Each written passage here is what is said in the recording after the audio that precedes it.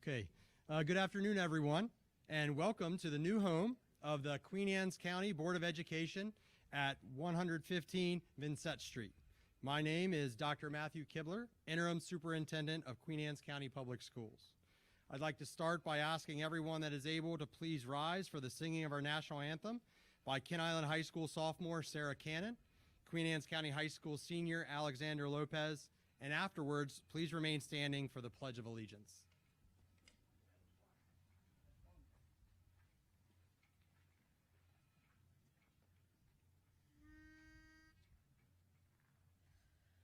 Oh, say, can you see by the dawn's early light what so proudly we hailed at the twilight's last gleaming, whose broad stripes and bright stars through the perilous fight o'er the ramparts we watched were so gallantly streaming, and the rocket's red glare, the bombs bursting in air, gave proof through the night that our flag was still there. Oh, say does that star-spangled banner yet wave o'er the land of the free and the home of the brave?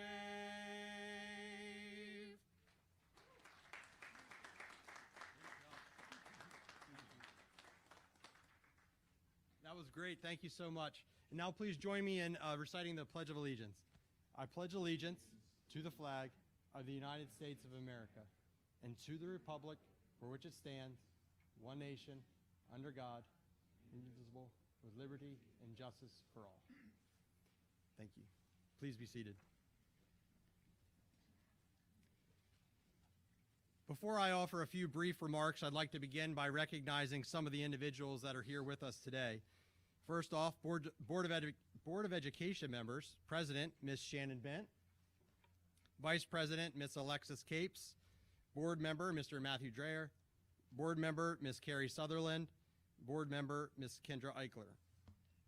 Our Queen Anne's County Commissioners, Commissioner Mr. Jim Moran, Commissioner Mr. Jack Wilson, Commissioner Mr. Patrick McLaughlin, Commissioner Mr. Phil Dumino, and Commissioner Mr. Chris Corcorino, as well as welcoming our County Administrator, Mr. Todd Mon, and our Sheriff, Sheriff Gary Hoffman. Thank you all for being here with us today. It's incredible to see how far we've come from our early days at 206 North Commerce Street in the current Health Department building to over 40 years at 202 Chesterfield Avenue, the old Centerville High School, and now to this beautiful new Board of Education building. Just last week, we hosted professional development here for the first time, bringing groups of educators from across the county together. Even though this building is about 2/3 the size of our former location, we had multiple groups meeting simultaneously in comfortable spaces with reliable technology. The energy and excitement among staff were contagious, and it was clear that this building is already helping us to do our best work. I want to express my sincere thanks to our county commissioners who have continually supported our schools, not only meeting but exceeding maintenance of effort over the last few years, annually providing millions for our capital projects, and now helping to make this new facility possible. I want to thank our board president, Shannon Bent, Vice President Alexis Capes, and the members of the Board of Education, both past and present, for their leadership and support throughout this project. Thank you to our County Administrator, Todd Mon, for his steady partnership, and to Lee Edgar, our county's Chief of Engineering, for his guidance throughout the project. A special thank you to Jeremy Klein and Rick Klaponis of WGM Architects for their vision and design, and to Doyle Construction, whose hard work brought the vision to life. I also want to take the time to thank a few members of Queen Anne's County Public Schools: Daryl Barricklow, Supervisor of Facilities and Design, whose attention to detail and commitment kept this project moving smoothly; Mr. Sid Pender, our Chief Operating Officer; and Brandon Jones, who coordinated the move and oversaw the cleanup of the former facility. After 40 years in one building, that's no easy task, so thank you. Their teamwork ensured that we made this a seamless transition into this new space. This building represents progress, partnership, and purpose, and it stands ready to support the incredible work that happens every day for the students of Queen Anne's County. Welcome to our new facility and our new home for education in Queen Anne's County. Next, I'd like to bring up Board President, Ms. Shannon Bent, to offer some remarks.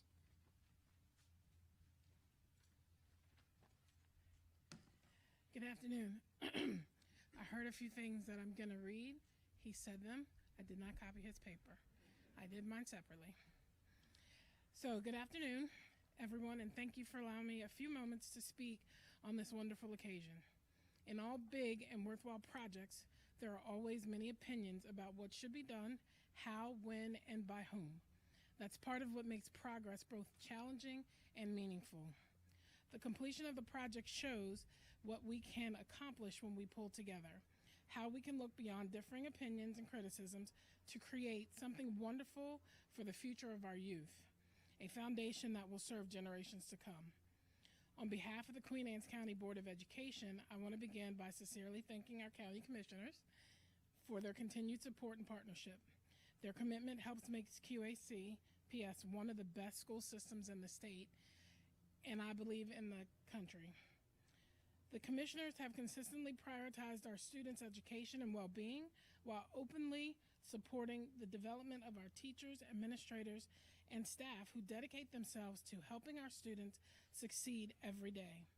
As we step into this new exciting new chapter with a new superintendent, new board members, and now a new central office, this moment represents more than just a new building. It represents a new beginning for QACPS. This facility brings our family closer together. For the first time, staff who have worked in separate or remote locations will now share one space, collaborating, communicating, and supporting one another more effectively. It provides easier access for students and families and expands the services of our Judy Center, creating a more welcoming and supportive environment for all. We should remember that this new facility does not take anything away from our schools. It strengthens them. It is a stepping stone forward, giving our teachers and administrators the space and tools they need to work together, plan more effectively, and align our curriculum to better support student achievement and well-being. When educators work in a positive environment, one that fosters teamwork, efficiency, and pride, it shows. That energy flows into our classrooms, lifts morale, and ultimately benefits the students we serve. Progress has to start somewhere, and today it starts here. This building symbolizes more than bricks and mortar. It represents collaboration, vision, and our continued commitment to excellence in education. Today I see not just a new facility, but the beginning of a brighter future for the students and staff and families of Queen Anne's County Public Schools. Thank you.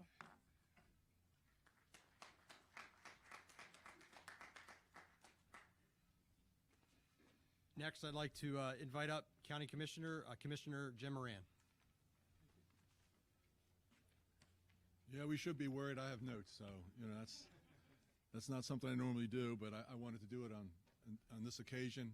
It's been a long road, and I'm proud of what we've accomplished here, and I think that these commissioners have always had the school system in their hearts and minds, and I just want the public to know that these aren't easy decisions. So with that being said, public schools are an important part of our communities. Across the country, school districts work hard to give students a great education and always put their needs first. This often means that year after year, we have to make tough choices about how to use limited resources. Our first priority is always our students, their safety, well-being, and education. Next come our teachers and the curriculum that supports great learning. Then we focus on maintaining buildings where our students spend their days. If anything is left, and too often there isn't, we turn our attention to the administrators. They may not be the ones teaching in classrooms or coaching on the field, but they are the ones keeping everything running smoothly behind the scenes. From budgeting and facilities to human resources, athletics, special education, their work requires careful planning and coordination. We're fortunate to have a team of dedicated professionals who build the foundation that allows our schools to succeed. Investing in a central office building is a decision that can draw much attention, and it can be hard to justify when our schools face so many immediate needs. But the need is real. Replacing the more than 100-year-old Centerville High School building was long overdue. My fellow commissioners and I are proud to have supported our educators, who are often hesitant to prioritize their own needs, by helping create a modern, state-of-the-art facility where our administrative team can do their best work in support of Queen Anne's County Public Schools.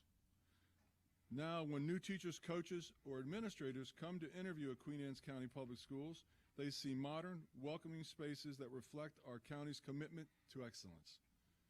This needed to be a priority, and we made it so.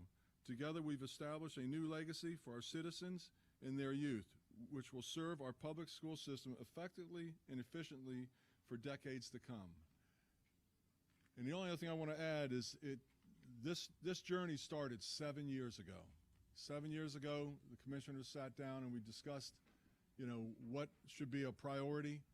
And after touring the existing facility numerous times, we said that there's, hands down, this has to be a priority, because this is where everything, the curriculum, anything that has to do with our schools comes through here before it goes across the street to our schools. So, we're proud of the decision we made, and we're looking forward to, I don't know about 100 years, but,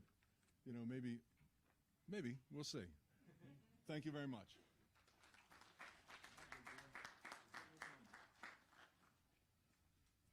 Thank you. Next, I'd like to invite up Mr. Jeremy Klein with WGM Architects.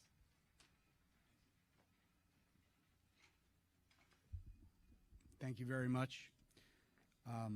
When you invite an architect to talk about the building, I can talk about it for a long time, but I'm going to try to keep it brief. So we had a lot of thank yous. Obviously, there are a ton of people who are involved in bringing a project like this to life. I just want to take a moment to recognize 3 people specifically from our firm, from WGM, who were so integral to this. One, Rick Klaponis, is our design principal. He's responsible for the initial vision of this building and most of what comes out of our office. Number 2, Jacob Bichard is an associate principal with our firm, and he is really adept at putting together all the details of how this building actually goes together. And third, Arthur Strand, an architect in our office, who worked throughout the design as well as the construction administration to get this done. So thank you to our team as well. I want to just touch on a couple features of this building and hopefully be able to let you know some of the things we were thinking about as we designed the building. This building was subject to both the Town of Centerville Planning Commission and the Board of Appeals review. And they had review authority not only over the site layout and how that was put together, but also the building exterior appearance. So we had multiple meetings with them to talk about sort of our design inspiration, where the building was going. This building finds itself sort of in 3 different contexts.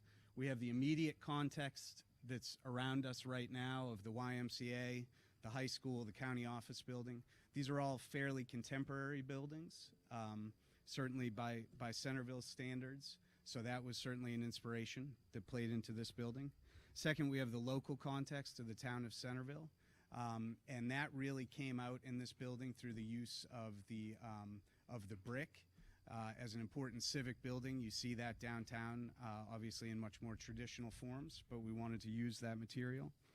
Probably the strongest influence we had, though, was the more regional context of Queen Anne's County and the Eastern Shore, and the agrarian architecture that we see all around us. So as you drive down the roads and you look across the farms, you many times will see these collection of farm buildings that are simple forms, simple shapes.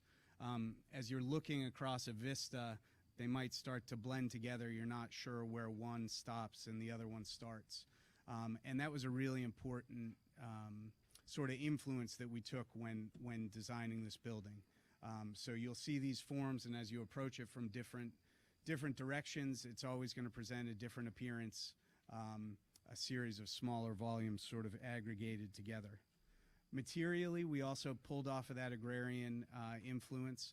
A lot of structures that you see in these farm buildings have metal roofs, sometimes coming down on the walls. We pulled that same influence here. So we talked about the brick. We have a metal that transitions right from the roof to the wall using, sort of the same material. And then a third material, which is a very contemporary modern material, is the translucent fiberglass insulated panels. That's what you see up in the triangles in the top part of the building. That's a really energy efficient material that allows natural daylight to come in a really diffuse way. And for a building like this, an office building that houses so many occupants, there have been many studies that sort of reinforce the importance and the positive influence that exposure to natural daylight has on individuals' well-being and their morale and their performance. So that's something we really wanted to invite into the building. These cubes that make up the building, as you walk around, they're roughly between 3,600 and 4,000 square feet each, and they kind of bump together in these different ways. That was loosely based on the size of the departments. When we were given the original program, they kind of fit in those modules. But that was the program that we were given for now at the day of opening. And we understand that this building is a building that is going to serve the school system for decades to come. So we wanted to make sure that the building was able to accommodate both short and long-term flexibility. So as you walk through the building after the presentation, you'll be able to see many of these open areas are extremely open, and they're only defined by systems furniture in terms of how the spaces are subdivided. That's that short-term flexibility. As departments grow or shrink over the next couple years, these spaces can flow into one another just by moving around the furniture, which provides that short-term flexibility. That could be a weekend or a week move with very minimal impact to the building occupants. At the same time, we wanted to design for that longer-term flexibility. So the needs of this building now may be different than 8 years from now or 15 years from now or 25 years from now. These cubes are all steel frame construction in terms of the primary structure, with long span members then, either steel or wood, so that the subdivision of the spaces within them can be undertaken as a much simpler process than if there were structural bearing walls or things that you might find of that nature. So if these spaces need to be reallocated 15 years down the line, that's a much quicker project. It's light gauge framing, drywall, and moving around a decentralized mechanical system, which is a couple months project, much less costly than a major structural modification. So again, we're trying to accommodate that with the design as well. There are some features that you won't see when you're walking around inside the building, really focused on the sustainability or energy efficiency of the building.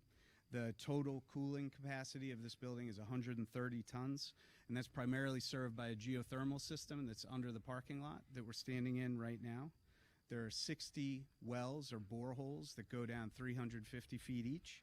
So that's almost 8 miles of loop piping that's under the ground where we are right now. That's served by a 30% glycol system.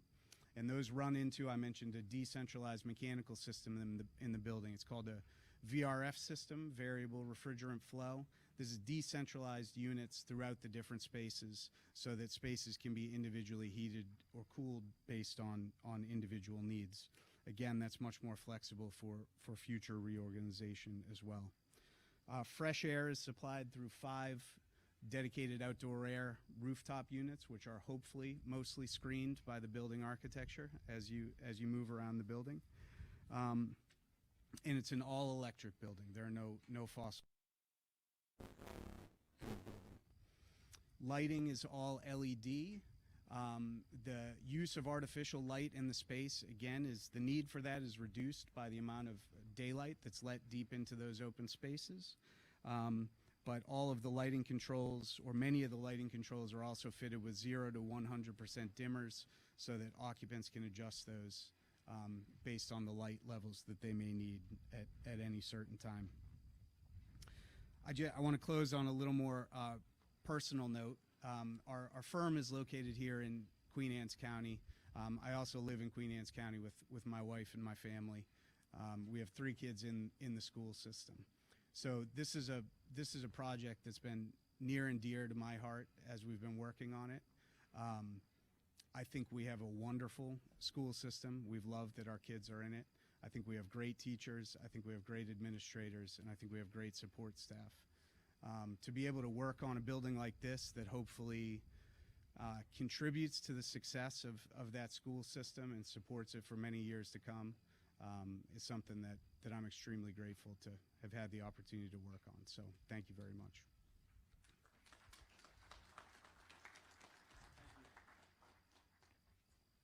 Next, I'd like to invite up Mr. Todd Mon, County Administrator. All right, thank you, Dr. Kibler.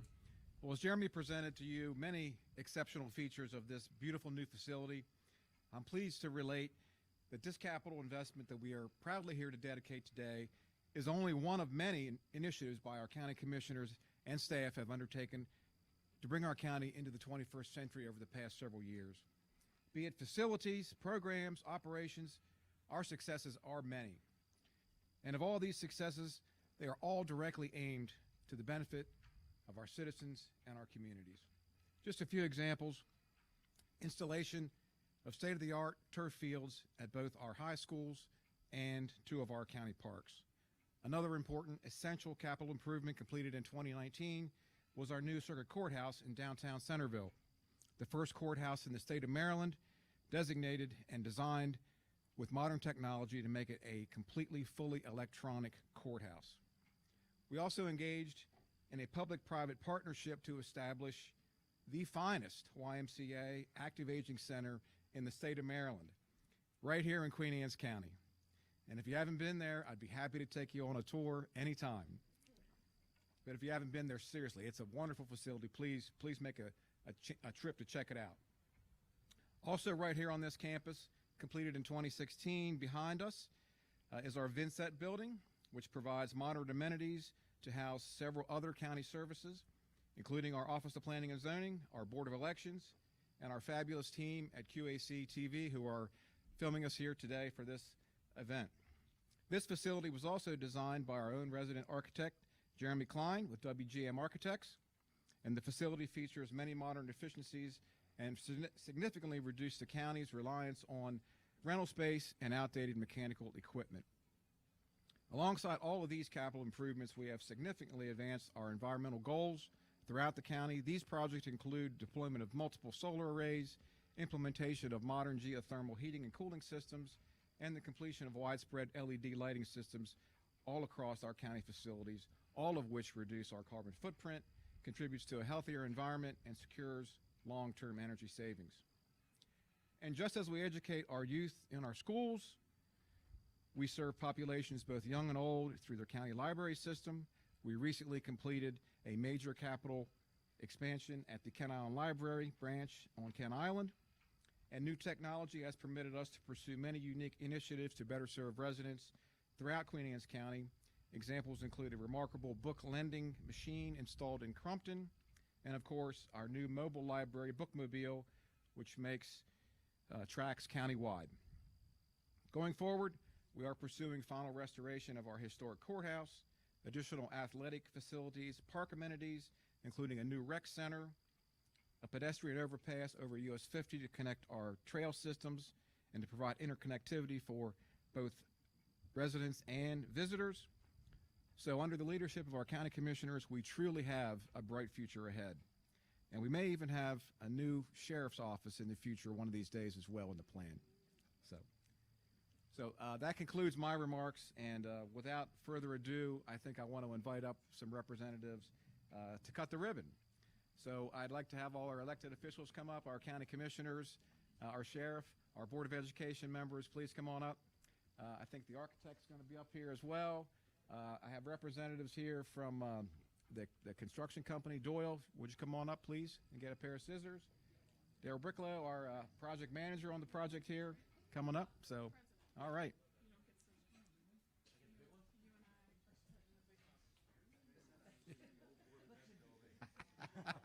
It might be.